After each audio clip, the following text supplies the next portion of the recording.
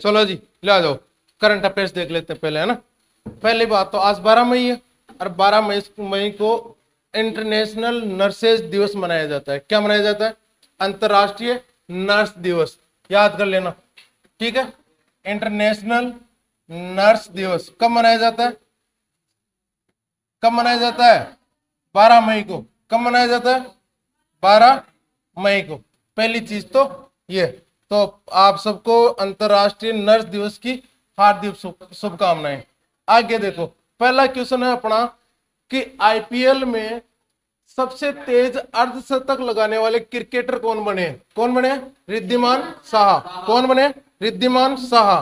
देखो ये एक विकेट कीपर है और ओपनर भी है। इन्होंने, ये पहली बात तो जो गुजरात है ना, गुजरात टाइटंस टीम है, उसके लिए खेलते हैं। एलएसजी के खिलाफ खेल रहे थे और उन्होंने 20 गेंदों में, कितनी गेंदों में? 20 गेंदों में 50 रन बनाए, मतलब कि अर्धशतक लगा लिया। सबसे तेज रिकॉर्ड है आज दिन तक का, है ना। इससे पहले एक आदमी था विजय शंकर, क्या नाम है? विजय शंकर। विजय शंकर ने 21 गेंदों में अर्धशतक लगाया था, इससे पहले का रिकॉर्ड ही है, ठीक है। विजय शंकर के नाम था, इन्होंने छीन लिया है। क्या हुआ? 22-23 बोला, लेकिन सबसे तेज इन्होंने लगाया। 20 गेंदों में 50 रन बना लिए इन्होंने, ठीक है। और इनका रिकॉर्ड था 21 गेंदों का, इन्होंने 50 में बना लिया, ठीक है। आगे देखो अगला, अरे बात है नहीं तुम यार, सुनो, क्लास रिकॉर्ड है, यूट्यूब पे जाएगी, दिक्कत ये है। अगला है वर्ल्ड फ्रीडम प्रेस इंडेक्स 2023 में भारत 11 पायदान नीचे खिसक किस स्थान पर चला गया है? तो 161वें स्थान पर चला गया है। कौन से स्थान पर चला गया? 161। पहली बात तो ये होता क्या है? World freedom press index, index है ना, होता क्या है? तो देखो, जो विश्व भर के जितने भी प्रेस होती है, अखबार होते हैं, उनका आकलन करके, उनको स्वतंत्रता के आधार पर आकलन करके उनको रैंकिंग दी जाती है। एक संगठन है reports without border, reports without borders नाम करके एक संगठन है, एक एनजीओ है, वो ये रिपोर्ट्स निकालता है और सभी देशों को अलग अलग रैंकिंग देता है। अपने जो 2022 की बात करें तो 2022 में भारत की रैंकिंग थी 150। कौन सी रैंक थी? 150। इसमें 11 पायदान आगे की सकी है 161। अच्छी बात नहीं है, मतलब कि नीचे गिरा है। अपने देश की जो अखबार है उनको जो स्वतंत्रता वो कम कर ली गई है, 161वां स्थान मिला है। पाकिस्तान, इसको चीन को देखें तो 179वें स्थान पर है, और यदि अपने अफगानिस्तान को देखें तो 152वें स्थान पर है। मतलब कि अफगानिस्तान की स्थिति अपने देश से अच्छी है, वहां के अखबारों की स्थिति अपने देश के अखबारों से अच्छी है। बुरी बात है, ठीक है। तो ये देखो, पहली चीज आपको ध्यान रखना है, किस स्थान पर चला गया? 161वें स्थान पर। ये रिपोर्ट जारी कौन करता है? रिपोर्ट्स विदाउट बॉर्डर, एक संगठन है, रिपोर्ट्स विदाउट बॉर्डर। लिख लेना ना, बाद में याद रखना, लेकिन फिर भी रिपोर्ट्स, याद करो, reports without border, reports without border, ये एक संगठन, बॉर्डर एनजीओ है, और ये संगठन इसको जारी करता है। अगला क्वेश्चन देखो, देखिए अगला क्वेश्चन क्या है? भारतीय सेना का कौन सा विमान हनुमानगढ़ में दुर्घटनाग्रस्त हो गया है? तो मिग-21। कौन सा विमान है? मिग-21। युद्धाभ्यास कर रहे थे, क्रैश हो गया, घर के जाके टकरा गया, 3 लोगों की मौत हो गई। आपने अखबारों में भी देखा होगा आजकल। फिर भारत सरकार ने उनके लिए मुआवजा कुछ दिया है, ठीक है। तो मिग-21 ध्यान रखना है ना, क्योंकि ये मिग-21 आधुनिक ये विमान है, सैन्य विमान है, और इनके जो क्रैश होने की संभावनाएं बहुत कम रहती है।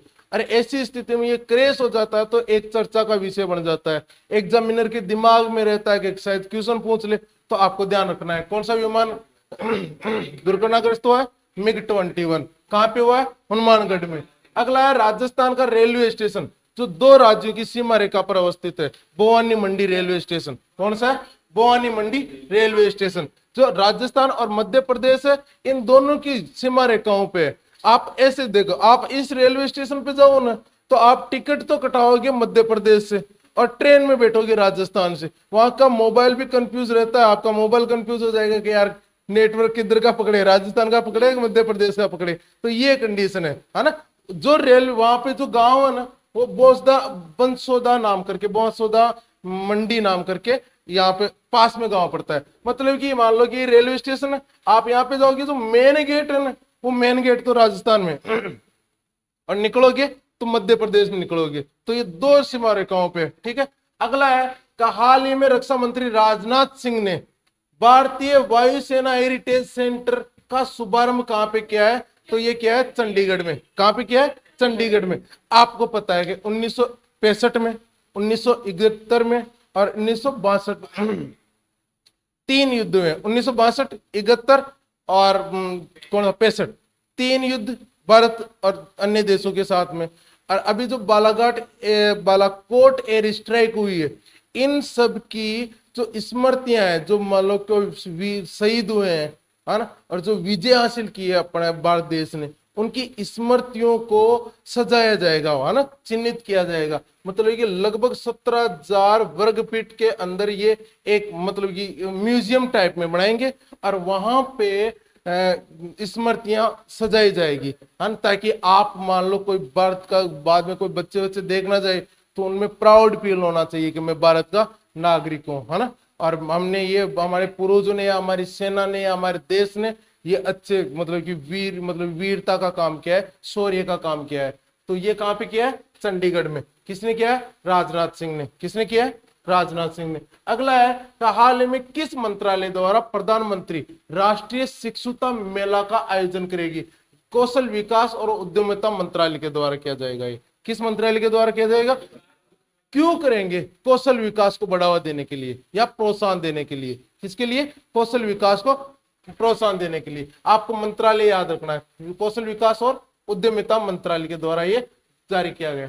व्यापार और निवेश पर छठी भारत कनाडा मंत्री स्तरीय संवाद कहां आयोजित किया गया है? तो ओटावा में किया गया है ना। कहां पे किया गया? ओटावा, कनाडा का शहर है क्या?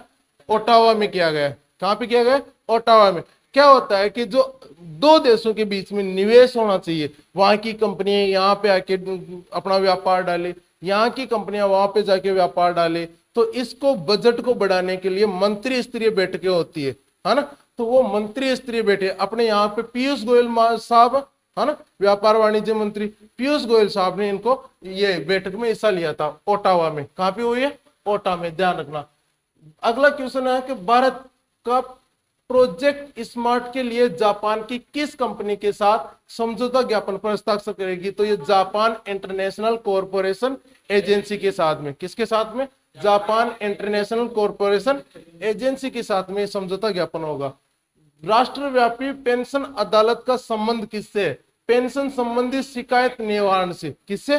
पेंशन संबंधी। अरे अपने घर में बुजुर्ग आदमी 58 या 60 साल से, जितने भी बुजुर्ग आदमी जिनको पेंशन मिलती है, इनको मतलब कि कई बार पेंशनों में अड़चन आ जाती है, या फिर भारत सरकार जो संबंधित विभाग होता है वो ध्यान नहीं देता है। तो भारत सरकार ने एक पहल स्टार्ट की है जिसमें भारत सरकार के जितने भी मंत्रालय हैं वो हिस्सा ले रहे हैं, है ना। और ये जो पहल है वो पेंशन और पेंशनभोगी कार्य विभाग के द्वारा ये पहल स्टार्ट की जा रही है। इनका मतलब ये है कि गांव गांव में जाकर, शहर शहर में जाकर अदालतें लगाएंगे, और जिस किसी को भी ऐसी समस्या है जिनको पेंशन मिलने में अड़चन हो रही है, पेंशन में टेंशन हो रही है, वो आदमी यहाँ पे आके शिकायत कर सकते हैं और उनकी निवारण हैंड टू हैंड हो जाएगा। तो ये किससे संबंधित है?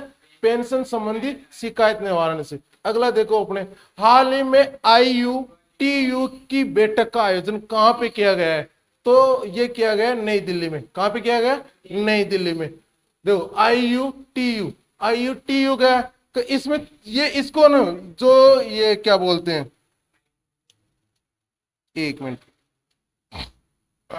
IUTU देखो अपन ने थोड़े दिन पहले पढ़ा था, क्वाड नाम करके संगठन होता है, खाना 4 देशों का संगठन है।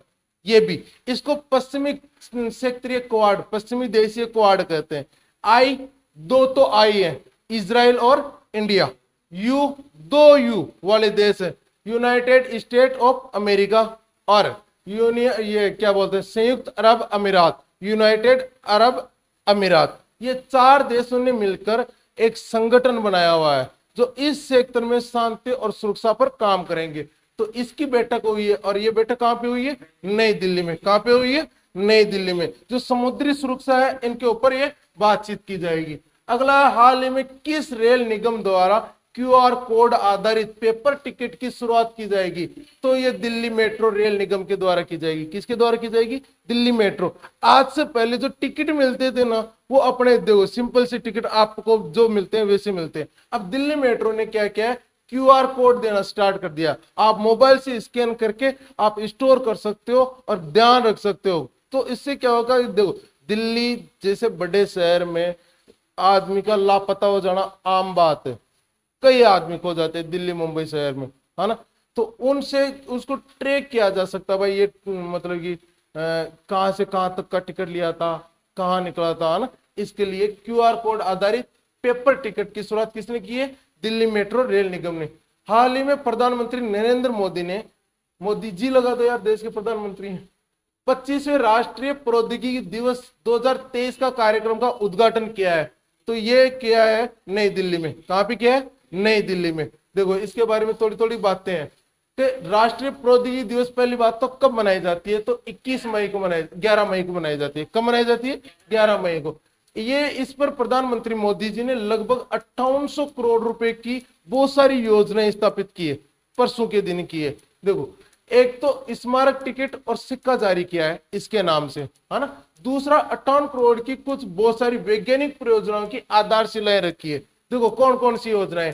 एक तो होमी बाबा कैंसर हॉस्पिटल और रिसर्च सेंटर की स्थापना की है। कहां पे की है? विशाखापट्टनम में। कहां पे की है? विशाखापट्टनम में। एक women and children cancer hospital building की स्थापना की है नवी मुंबई में। कहां पे की है? नवी मुंबई में। अगला है नेशनल हेड्रोन बीम थेरेपी सुविधा and radiology research centre Navi Mumbai में। और पिसन मोबिलेडम 99 उत्पादन सुविधा मुंबई में की है। Rare earth permanent magnet plant Visakhapatnam में। और laser interferometer gravitational wave observatory India की स्थापना भी नवी मुंबई में की है ना। तो 5800 करोड़ रुपए की प्रौद्योगिकी दिवस के ऊपर की है। 5800 करोड़ रुपए की योजनाओं की आधारशिलाएं रखी है, और ये भारत सरकार ने, नरेंद्र मोदी जी ने रखी है। अगला क्वेश्चन का, हाल ही में संघाई सहयोग संगठन स्टार्टअप फोरम के 3रे संस्करण का आयोजन कहाँ किया गया है? तो ये नई दिल्ली में किया गया है। कहां पे किया गया? नई दिल्ली में किया गया। देखो, अपन ने संघाई सहयोग संगठन की बैठक चल रही है, अपनी नई दिल्ली में चल रही है ना। अभी प्रधानमंत्री, जो पूर्व प्रधानमंत्री है पाकिस्तान के, उनका बयान भी आया था, शायद आपको पता होगा, नहीं पता होगा। अभी जो भारत के पाकिस्तान के प्रधानमंत्री है वो इंडिया आए थे। अब इंडिया आए तो उनके लक्षण वैसे ठीक नहीं है, तो उनको क्या इज्जत देनी है? तो अपने भारत ने उनको ज्यादा खास मतलब इज्जत दी नहीं। तो वहां पे जो इमरान खान थे वो भड़काऊ भाषण दे रहे थे पाकिस्तान में, भाई जाने की जरूरत ही क्या है भारत में, है ना। तो फिर दो ये वो भारत क्यों आए? भारत इसलिए आए थे क्योंकि यहाँ पे संघाई सहयोग संगठन की बैठक चल रही है, शिखर सम्मेलन चल रहा है। तो इसी के लगे हाथ स्टार्टअप फोरम। स्टार्टअप फोरम का मतलब होता है कि जो नए बिजनेस होते हैं, नया धंधा खोलते हैं, उसको बोलते हैं स्टार्टअप। क्या बोलते हैं? स्टार्टअप। तो भाई इन देशों के बीच में स्टार्टअप, 2 देशों या 4-5 देशों, जितने भी सदस्य देश हैं, उन देशों के बीच में स्टार्टअप शुरू हो, उनको बढ़ावा मिले। जो नए एंटरप्रेन्योर है, जिनको अपन बोल सकते हैं एंटरप्रेन्योर का मतलब कि कोई नया धंधा स्टार्ट करते हैं, उनको बढ़ावा मिल सके, उनको आसानी से वेतन मतलब कि जो ऋण होता है ब्याज पर पैसे मिल सके, उनके लिए एक आयोजन किया गया सदस्य देशों के बीच में, और वो नई दिल्ली में किया गया। ये 2020 में शुरू हो गया था, है ना। ये जो तीसरा है, पहला नहीं है, ध्यान रखो। 2020 और 21 में तो 21 में हुआ था, 21 और 2022 का, ये दोनों तो वर्चुअली, आपको पता है कोरोना काल चल रहा था, और कोरोना काल में मिलना जुलना 2 मीटर, ये क्या बात है, 2 मीटर की दूरी और मास्क जरूरी वाला फॉर्मूला था। तो ये वर्चुअली मतलब कि इंटरनेट से वीडियो कॉल पर इन्होंने बैठक की थी। अब की बार लगे ये साथ मिल गए, तो भाई लगे आप ये भी फोरम का आयोजन कर लो। तो इन्होंने ये किया है, तो इनके बारे में देख लो। स्टार्टअप इंडिया, उद्योग, आंतरिक व्यापार संवर्धन विभाग और वाणिज्य मंत्रालय, इसके द्वारा ये पहल की जा रही है। पहले 2 संस्करण वर्चुअल रूप से हो चुके हैं। उद्देश्य इसका क्या है कि संघाई सहयोग संगठन के सदस्य देशों के बीच में स्टार्टअप को प्रोत्साहन देना, स्टार्टअप को ये आप देख लो, बातचीत को बढ़ाना, अधिक रोजगार सृजन करना, युवाओं को नवाचार समाधान बनाने के लिए प्रोत्साहित करना। अगला है संघाई सहयोग संगठन, मैंने पहले बता दिया लेकिन फिर बता रहा हूं। 15 जून 2001 को इसकी स्थापना हुई थी। संघाई सहयोग संगठन की स्थापना कब हुई थी? 15 जून 2001 को। इसका मुख्यालय बीजिंग चीन में है। चीन की राजधानी है बीजिंग, बीजिंग चीन में है। संस्थापक देशों में चीन, रूस, कजाकिस्तान, उज्बेकिस्तान, तजाकिस्तान और किर्गिस्तान। भारत और पाकिस्तान इसके सदस्य देश है ना, संस्थापक देश नहीं है। उद्देश्य क्या है कि जो प्रशांत महासागरीय क्षेत्र है, इस क्षेत्र में शांति और सुरक्षा व्यवस्था स्थापित करना इसका मेन मोटिव है। अगला देखो कि भारतीय विशिष्ट पहचान प्राधिकरण UIDAI, जानते हो इसका नाम सुना हो आपने? जो आपका आधार कार्ड बनाता है ना, यही बनाता है, यही प्राधिकरण बनाता है, अथॉरिटी बनाती है। द्वारा चलाया जा रहा राष्ट्रव्यापी समता निर्माण अभियान किससे संबंधित है? तो ये ई मित्र कियोस्क, जो ई मित्र सेंटर वाले होते हैं। अब देखो, अपन जब आम आदमी होते हैं हाँ, उनको पता नहीं होता कि यार ऐसी फॉर्मेलिटियां भी होती है। और आप में से ज्यादातर ने वो बाद में भी नाम सुधराया होगा है ना, जैसे कि मतलब कि स्पेस की गड़बड़ी हो जाती है, स्पेस या मात्रा की गड़बड़ी हो जाती है। पापा का नाम, उनके पापा के आधार कार्ड में तो भरत लाल और अपने भरत राम, तो फिर उसको आधार को भाई भरत लाल और भरत राम, इसमें लफड़ा हो जाता है। तो ये ई मित्र वाले ऐसा कर देते हैं। तो इनको ट्रेनिंग देगा कौन? देगा UIDAI। कौन देगा? UIDAI। तो इसके लिए, इस ट्रेनिंग के लिए एक राष्ट्रव्यापी समता निर्माण अभियान शुरू किया जा रहा है। बात समझ में आई? तो ये किससे संबंधित है? कियोस्क धारकों, ई मित्र धारकों से संबंधित है। भारत की रिदम सांगवान ने ISSF विश्व कप निशानेबाजी में कांस्य पदक जीता है। ये विश्व कप कहां आयोजित किया जा रहा है? तो ये बाकू अजरबैजान में किया जा रहा है। कहां पे किया जा रहा है? बाकू अजरबैजान में। 10 मीटर की जो शूटिंग रेंज होती है उनमें उसने, क्या नाम है, रिदम सांगवान जी ने कांस्य पदक जीता है। कौन सा पदक जीता है? कांस्य पदक जीता है। ये आपके आज के करंट अफेयर्स थी। ठीक है, ध्यान में रखना आप लोग। अब पढ़े।